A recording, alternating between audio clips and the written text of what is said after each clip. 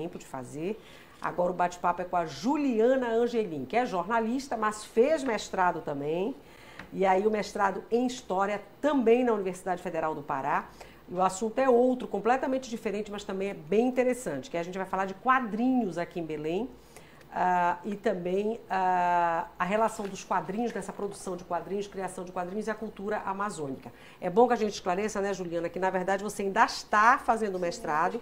E o que chamou a atenção da gente, da produção do programa, e por isso nós trouxemos aqui, é que você escreveu um artigo, né, que fala justamente dessa produção do quadrinho aqui em Belém, de 2004 a 2017, né, e essa relação com a cultura amazônica. Não, no caso, o artigo eu trato de um panorama do cenário de histórias em quadrinhos em Belém, que não necessariamente aborda esse recorte de 2004 e 2017, que esse é o recorte da minha dissertação. Ah, tá. Eu entendi que isso aqui fosse o... Não é do artigo. Esse artigo fala de um modo geral. Isso. Agora, sim, quando a gente fala de cultura amazônica, vem um monte de coisa, né? Muita coisa junta. Como é que você... De que cultura amazônica você fala aqui para fazer essa relação com os quadrinhos? O que exatamente? Então, seria de fato uma cultura amazônica abrangente, tanto a gente pensando nesses estereótipos que recaem sobre a nossa região, São muitos, né? De exuberância, da flora, da fauna e também a questão das pessoas, das vozes que estão inseridas nesse cenário, dos imaginários, por exemplo, a questão das lendas e dos mitos, que é muito recorrente aqui. E também uma Amazônia urbana, uma Amazônia que por exemplo, a gente está em Belém, que é uma metrópole urbana e que não deixa de ser Amazônia. Então, a minha pesquisa tem essa proposta de abranger esses dois lados, assim, amazônicos, porque também é o que está nos quadrinhos. A cidade, os centros urbanos e o interior, né? Também. Agora, que quadrinhos você examinou? São muitos para esse artigo? Quem são esses quadrinistas? Para o artigo, eu, no caso, tentei buscar desde o que seria o início, assim, desde quando começou a se publicar quadrinhos aqui em Belém. E aí, pelas fontes que eu consultei, teria tido início na década de 70, mais especificamente no ano de 1972, quando o Jesus Paz Loureiro, ele editava um caderno de cultura no jornal da Folha do Norte. E aí, ele convidou o Bichara Gabi, nessa época, para criar, segundo suas palavras, a primeira história em quadrinhos amazônica. E que, inclusive, foi a quadrinização de uma entrevista feita com integrantes de um grupo de teatro que estava se lançando nessa época. Antes disso, você não conseguiu ainda detectar nada de quadrinho feito aqui em Belém? Isso. Esse seria o primeiro. Será que não fizemos nada antes, gente, de quadrinho? Não, no caso foi algo assim da minha pesquisa, não posso afirmar com certeza que foi o primeiro, e até porque é uma questão que a gente também debate muito em sala de aula, essa questão do mito das origens, assim, que às vezes é até desnecessário a gente tentar ver qual foi a primeira coisa de porque tem a produção feita em Belém, ou na Amazônia, quadrinho, falando da Amazônia, produzido na Amazônia, e tem histórias que se passam na Amazônia, mas produzido fora do Pará, fora da região, né? Isso eu acho que é anterior, né? Isso já acontece por conta das lendas que às vezes se misturam e a pessoa joga para cá um saci, uma matita pereira, ou qualquer bicho desse, né? Uma goiuna, e de repente aparece. Não é verdade? Então, é legal esse teu recorte, é legal essa tu trazer para cá mesmo a produção daqui. Isso é interessante porque a gente realmente não conhece muito mesmo, né? Aí você está falando de quadrinho produzido em Belém, né? Sim. Em Belém, um quadrinho produzido. Por pessoas que são daqui, ou pelo E foi menos o Bichara Gabi o primeiro, então? Ou foi quem fez esse primeiro quadrinho? Então, foi o Bichara Gabi. Fez uma quadrinização de uma entrevista com esses integrantes de um grupo de teatro chamado Grupação, em 1972. Aí, já metendo a minha colher, nesse caso, já anteciparia até a vertente do jornalismo em quadrinho, né? Que é justamente reportar sobre algum aspecto factual e em quadrinho, né? Seria duas vertentes da originalidade desse material. Legal, quadrinizado. Foi difícil, eu acho que a grande dificuldade para jornalista e historiador é fontes, né? Primária, secundária, etc. Foi difícil ter acesso a essas fontes? Eu particularmente tive até uma certa facilidade, porque foi lançado um documentário aqui em Belém, eu acredito. Não sei se foi lançado em outros lugares, mas o diretor Vinci Souza lançou em 2015 um documentário aqui chamado VHQ, Uma Breve História dos Quadrinhos Paraenses. E aí tem uma rica abordagem, assim, ele entrevista os quadrinistas, ele entrevista o próprio Bichara, e aí vai fazendo um panorama, assim. É basicamente o que eu fiz nesse artigo, só que eu fiz analisando outras fontes também, eu não me contive no documentário. E essa foi uma das principais fontes, mas também eu fui atrás de jornais, conversei com os próprios quadrinistas também. Foram várias fontes, né, que eu utilizei. Esse artigo você não fez com um período determinado? Não. Não. Foi com essa a sua proposta mesmo de dissertação é que panorama. você está fazendo de 2004 a 2017. E tu trabalha com quadrinho? Qual é o teu interesse do quadrinho além dentro dessa pesquisa toda? Tu já lê muito quadrinho? Sim, eu leio... tem a Turma da Mônica, né, que a gente tem contato desde a infância, mas eu acho que eu comecei a ter mais contato e mais apreço a partir do ensino médio. A partir de amigas que eu tinha que liam muito na escola, né, e eu acabava ficando curiosa e querendo ler também, aí foi a partir daí. E no TCC, que eu trabalhei com quadrinhos também, mas já numa abordagem envolvendo mangá, a influência do mangá na Turma da Mônica Jovem, né, que tem um estilo mangá do Maurício de Souza. E a partir de então que eu decidi continuar também no mestrado, mas já com essa abordagem mais voltada para cá. Tu acha que aquele quadrinho do Belém Imaginário, ele é um divisor de águas, assim? Ele deu o impulso mesmo? Foi esse quadrinho que ajudou os quadrinistas paraenses a acreditarem o Amazônia? Na verdade, foi a partir dele que eu defini o meu recorte da dissertação em 2004. Assim, porque é um quadrinho que tem um reconhecimento, inclusive, a nível nacional, né, que não ficou restrito aqui. E que tem essa questão da qualidade gráfica também, que antes, muito da produção de quadrinhos era muito em fanzine, que é aquela produção mais manual que eles fazem em folha 4 mesmo, em tira-xerox, que se distribui de mão em mão. Sim. E aí o Belém Imaginário, acho que a gente pode considerar como esse divisor de águas, assim, nessa questão do acabamento gráfico e do reconhecimento. Eu ia falar dessa dificuldade, né, que o Guarani tocou aí, que é a história do... tem uma sazonalidade, né, da produção do quadrinho. Ela é de editais de cultura, né? Nós não temos editoras, por exemplo, que sejam produtoras de HQs no Pará. Belém não tem, imagina, no Pará todo, né? Isso causou também dificuldade para você delimitar. A partir daqui nós temos uma raiz eminentemente do foco amazônico, né? Daqui para frente, até para você conseguir chegar a essas produções assim, né? Foi difícil também nesse sentido? Na verdade, a questão do foco amazônico eu já reparava desde antes, assim, desde antes do Belém Imaginária, que é o recorte. Os fanzines, produzidos na década de 90, tem vários deles já tem essa temática amazônica, já tem essa preocupação em colocar elementos da nossa cidade ou da região como um todo. E a questão dos editais também é interessante porque realmente é visível a importância desses editais advindos principalmente do governo, né, através da Secretaria de Cultura, da Fundação Cultural do Pará, em viabilizar a produção, que é difícil, porque realmente aqui não tem editora e tem toda a dificuldade para se produzir aqui, para lançar um quadrinho aqui, ter a repercussão que tem, por exemplo, o Maurício de Souza ou os quadrinhos norte-americanos e japoneses. Mas tem uma produção grande aqui em Belém, não tem? Sim.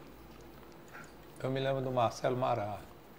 Marcelo Mará. Ele produzia muita coisa, né? Ele fazia o tempo todo, ele estava fazendo. Mas nessa linha de fanzine, né? Ele era um cara até uma referência, assim, uns quadrinhos meio deprê, meio assim, né? O Otoniel, né? Que teve até o Otoniel também. Caso. Animações aqui na TV Cultura exibidas também, né?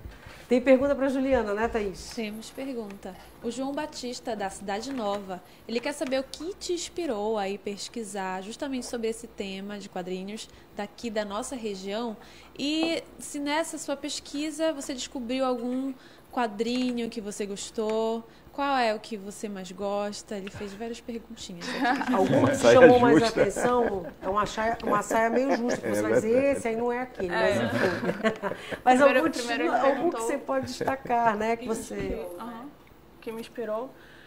Eu acredito que foi mais uma tomada de consciência, digamos assim, de que eu tô aqui, que seria importante eu me voltar para um tema daqui. E já que o meu gosto maior, assim, digamos, é pelos quadrinhos, então por que não trabalhar os quadrinhos daqui? E isso, basicamente, eu tive essa percepção quando eu assisti o documentário, né? Que até então eu admito que eu não tinha muita consciência de que tinha essa cena de quadrinhos aqui em Belém. E aí, a partir de então, eu também já estava com a vontade de continuar, né, na pós-graduação. E uma coisa casou com a outra e eu resolvi entrar nesse tema mesmo, assim, de quadrinhos aqui de Belém. E a outra coisa é o... Qual que ela mais gostou? Ah, assim? para não dizer qual mais gostou, você pode destacar algum. Esse chama atenção por isso, esse por aquilo. Então, tem o Belém Imaginária, que o Guaraci falou, que é um dos meus preferidos, assim, que realmente é uma elaboração, assim... uma coisa que até o Marra fala no documentário, que foi feito brilhantemente, essa questão da abordagem amazônica nesse quadrinho. E aí, logo em seguida, porque ele foi lançado em 2004, e em 2005 foi lançado pelo mesmo grupo de quadrinistas, o Encantarias, A Lenda da Noite, que aí já traz uma temática já mais voltada para a questão indígena, de como surgiu a noite e tudo mais. E esse também é um dos que eu mais gosto, assim, particularmente. Além do Castanho do Pará, né, que é do Gidalt, que o Gidalt não nasceu aqui em Belém, mas ele basicamente viveu a vida toda dele aqui, desde a infância, e se mudou para São Paulo em 2003. Então, ele é considerado um quadrinista belenense. E o Castanho do Pará, que foi o premiado, né, ganhou o Prêmio Jabuti ano passado, na estreia de categoria de Histórias em Quadrinhos, também é um dos que eu destaco nessa questão da produção, assim, que mais me chamou a atenção. Além do Pretérito Mágico Perfeito, do Otoniel, que de 2014 também, que já faz uma abordagem da Belém urbana, né? Pegando a questão da Praça da República, passando por décadas, assim, mantendo o mesmo espaço, e aí várias pessoas e situações políticas, né, sendo abordadas ali, é muito interessante também. Agora, é interessante também, antes de eu chamar o intervalo, estamos falando de quadrinhos com a Juliana Angelim, né? Que está pesquisando aí no mestrado dela. E depois a gente vai falar sobre contos, sobre literatura em geral, mas mais sobre contos com o Alfredo Oliveira, que vai ministrar uma oficina sobre contos. E aí eu estava pensando aqui que os dois são narrativas, são leituras, o quadrinho e o conto também é óbvio, o conto literatura, mas o quadrinho é maravilhoso, né? Porque eu acho que a arte do quadrinho, o que ela tem de... Não sei se também te chama a atenção isso, Juliana, é uma pergunta, porque você condensa num quadrinho, porque o quadrinho é cada um, né? A tira, quando é no jornal, é a tirinha, né? Mas, enfim, você condensa ali no quadrinho muita coisa, né? Dependendo de quantos personagens e tal, você passa sentimento, né? Então, eu acho genial por isso, né? Como essa arte realmente, ela deve ser valorizada nesse sentido. Não sei se é isso que te chama muita atenção no quadrinho. Né? Ela tocou num ponto também legal. Só pegando esse gancho aí, a gente tem uma tradição já desde 70, né, digamos assim, de quadrinho, né, com altos e baixos e tal, né, com alguns intervalos grandes, mas não tem de tirinhas, né? De tirinhas eu acho que não tem. Você detectou alguma coisa? Nós não temos essa coisa. De tiras especificamente, eu acho que mais nessa fase inicial, né, quando os quadrinhos se desenvolveram no jornal, a partir da década de 70. E aí também o próprio Guaraci, ele trabalhou com suplementos infantos juvenis, no Liberal, no Diário do Pará, no Estado do Pará. E aí eu acredito que nessa época tinha... A tirinha, né? Já era mais voltada assim, até porque é no jornal, né? No jornal não cabe colocar uns quadrinhos aí com páginas que mais surge a tirinha, que é aquela pequenininha, né? Mas tirinha é feita aqui em Belém, feita aqui no Pará? Que eu digo? Pois eu acredito que ele mesmo, o próprio... Porque eu não tive acesso Bichara, de fato... Bichara era. Que eu saiba, o Bichara também, o Paulo Emmanuel, você foi entrevistar, né? O Paulo Emmanuel fazia isso na época da província também. Tinha, né? O Bosco, algum tempo já nos também, últimos 20 anos no Liberal. Mas isso entra na tua pesquisa ou essa é uma outra questão que pode até te instigar para o doutorado, digamos assim, já? Né? Não entra exatamente por causa da questão do recorte, né, que é de 2004 a 2017. Então, por isso que no artigo eu passei um pouco que por alto pela questão do espaço também, que foi só um artigo. Esse recorte de 2004 a 2017 é da tua dissertação, né, Juliana? Só para a gente encerrar, ficou um, não foi, Thaís? Diga Isso. O Paulo Nunes parabeniza pela produção do programa de hoje e ele fala assim: gostaria de humildemente contribuir com o debate sobre a banda desenhada, Nosso HQ, de Augusto Morbach, de Marabá. Morbach. Isso. Ele escreveu na década de 40 uma narrativa de quadrinho, A Cobra Norato. Rara, ele diz aqui, ela foi estudada pela professora Josse Fares, em sua dissertação de 98 na UFPA. Maravilha! Professor Paulo Nunes sempre nos trazendo aí essas informações, para a década de 40. Pérolas. É verdade, olha aí, tá vendo? Chegamos perto da Previdência. Isso, então, obrigadíssimo por trazer essa contribuição. Se for rapidíssima, pode. Eu vou voltar para o começo. Como é que tu avalias nesses quadrinhos todos, como é que é a Amazônia vista? Agora eu volto para o começo. Agora dá para responder. Que são muitas Amazônias, eu acho. Ela é tradicional, é uma forma tradicional ou é uma forma muito viajandona, assim? Porque Belém Imaginária é uma viagem. Queridos, eu tenho que acelerar um pouquinho. Diga lá, rapidinho, tá, Juliana? Tradicional ou viajandona? Como é que você vê? Eu acredito que tem várias facetas, assim, tipo, cada quadrinista coloca o seu toque pessoal na sua percepção de Amazônia, na forma como ele visualiza. E, então, depende muito do elemento específico que a gente está considerando, porque tem a questão da linguagem, que é muito presente, tem a questão do vestuário, tem a questão dos mitos, então, realmente fica difícil de definir só como uma ou outra coisa, então, porque é uma grande variedade mesmo, assim. Que bom, né? Maravilha, então parabenizar as duas, né, a Mariana e a Juliana. Só falamos hoje de pesquisa, gente, nesse início de programa, que bom, né, duas pesquisas diferentes, mas importantes, uma sobre a trajetória da Previdência Social no Brasil e agora sobre quadrinhos paraenses. Agradecer, a Juliana ainda está fazendo o mestrado dela, espero aí que seja essa jornada, você acabe com louvor. Te agradeço por ter vindo, a Juliana ainda vai ficar